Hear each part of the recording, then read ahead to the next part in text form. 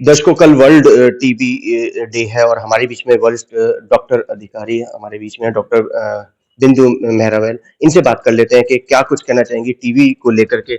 Ma'am, क्या message देना चाहेंगे सबसे पहले तो? और टीबी के लिए मैं ये कहना चाहूंगी कि किसी को भी टीबी ना हो, क्योंकि स्वस्थ शरीर होना बहुत जरूरी है। अगर ये टीबी की बीमारी लग गई तो इसका इलाज लंबा होता है और इसे इलाज होने में टाइम लगता है। तो बेस्ट है कि हमें टीबी ना हो। प्रिवेंटिव केयर, मतलब prevention is better than cure. Ma'am, लक्षण क्या है इस टीबी के, अगर हम बात बेसिकली बात टीबी की अगर लक्षणों की बात कहें तो कोई भी इन लक्षणों को अपने आप भी समझ सकता है। जैसे हल्का बुखार आना, शरीर का वजन कम होना, भूख ना लगना, खांसी आना और ये खांसी करीब 2 हफ्ते से ज्यादा रहना। अगर शरीर के बाकी अंगों में टीबी है तो कई बार हमें गर्दन में गांठ देखने को मिलती हैं, ब्रेन में हैवीनेस जो कि हमारा ब्रेन की टीबी के संकेत देती है, पेट अपसेट रहना या पेट का फूला रहना, तो इसके लिए पेट की टीबी के लक्षण होते हैं। ऑल्टरेशन इन बॉवल जिसको हम कहते हैं, लूज मोशन, कभी कॉन्स्टिपेशन, तो इसको भी हमें इग्नोर नहीं करना है।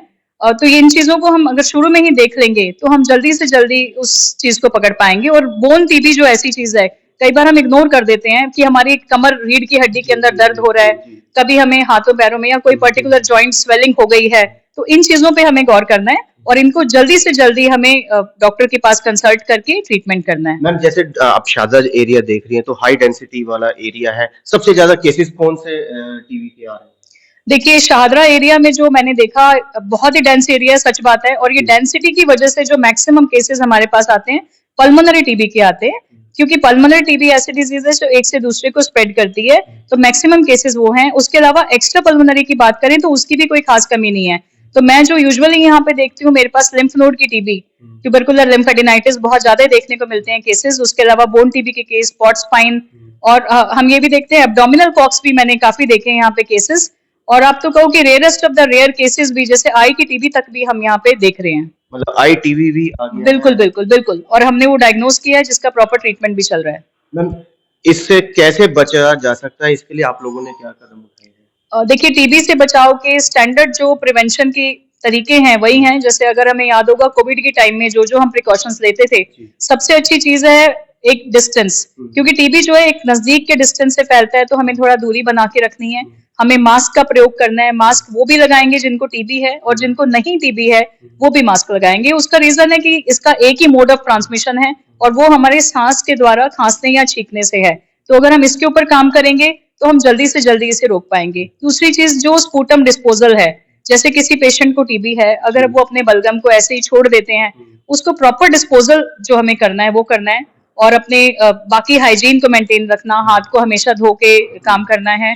और जितने भी प्रिवेंशन के मेजर हैं वो अपना यूज करें, अच्छे वातावरण में रहें और बहुत अच्छा न्यूट्रिशन लें। मैम, क्योंकि आपको आपको लगता नहीं है कि जैसे हाई डेंसिटी वाला एरिया है, सोशल मीडिया के माध्यम से अवेयरनेस ये प्रोग्राम चलाने चाहिए, जो कि बहुत कम देखने में आता है? बिल्कुल बिल्कुल जरूरत है गवर्नमेंट को इसके ऊपर काम करने की, कि जितनी ज्यादा हो मैक्सिमम अवेयरनेस किया जाए। क्योंकि आज की तारीख में भी एक सोशल स्टिग्मा टीबी को लेके पेशेंट्स के अंदर देखने को मिलता है, जिसमें पेशेंट को अगर सिम्टम तो लगते हैं पर वो ये एक्सेप्ट करने को तैयार नहीं होता कि टीबी है। अगर उसको ये सोशल मीडिया के माध्यम से पता चलता है कि टीबी एक बीमारी है, क्या क्या उसके लक्षण हैं और इसका इलाज भी संभव है, तो मुझे लगता है कि पेशेंट अपने आप आके अप्रोच करेगा और अपना इलाज पूरा करेगा। इसके अलावा सोशल मीडिया का एक और रोल है, जैसे जो हमारे सरकार के कार्यक्रम चल रहे हैं, जैसे आजकल टीबी मुक्त भारत अभियान 100 डेज की एक्टिविटी शुरू हुई है। तो इसकी अवेयरनेस के लिए भी हम तो करवा ही रहे हैं, पर सोशल मीडिया का एक बहुत बड़ा रोल होता है कि अगर लोगों को पता चलेगा ऐसी कुछ एक्टिविटीज हो रही हैं, तो जो वल्नरेबल पॉपुलेशन है वो भी अपने आप आके अप्रोच करेगी हॉस्पिटल्स में या जहां भी हमारे कैंप हैं। क्योंकि कई बार लोग पूरी तरह से मना कर देते हैं कि मुझे तो कुछ नहीं है, मैं नहीं कराऊंगा।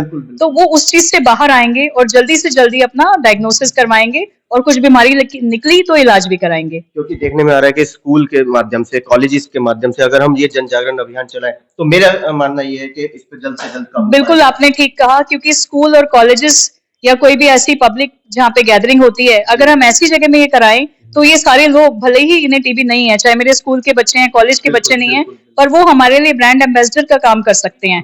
वो एक बंदा अपने घर में जाके या आसपास सभी लोगों को बताएगा, उसको यदि टीबी के लक्षण की, उसके इलाज की जानकारी है, और ये भी जानकारी कि इलाज संभव है और आसानी से पूरी तरह से फ्री ऑफ कॉस्ट उपलब्ध है, तो बहुत अच्छा रहेगा इसमें। तो ये ऐसे ऐसे जितने ज्यादा कार्यक्रम हो जाएं, ऑल्दो हमने किए भी हैं, और ये कार्यक्रम आप सोचो हमने मंदिर में, मस्जिद में कैंप लगा के भी किया है, क्योंकि हम इस ऐसी कम्युनिटी को भी ढूंढना चाहते हैं कि जिनके अंदर टीबी है बट उनके अंदर एक स्टिग्मा इतना ज्यादा है कि वो बाहर निकलना ही नहीं चाहते। क्योंकि अगर इसके अंदर लोकल काउंसलर्स, लोकल विधायक और सांसद भी अगर इन्वॉल्व होता है तो बहुत जल्दी हम इसमें। बिल्कुल ठीक आपने कहा। और यूजुअली हमारे जितनी की भी टीबी की एक्टिविटी होती है शाहदरा में जो हम करते हैं उसमें हमारे लोकल काउंसलर भरत गौतम जी हमेशा बढ़ चढ़ के हमें सपोर्ट करते हैं। हमारे एमएलए संजय गोयल जी ने हमेशा हमें सपोर्ट किया है।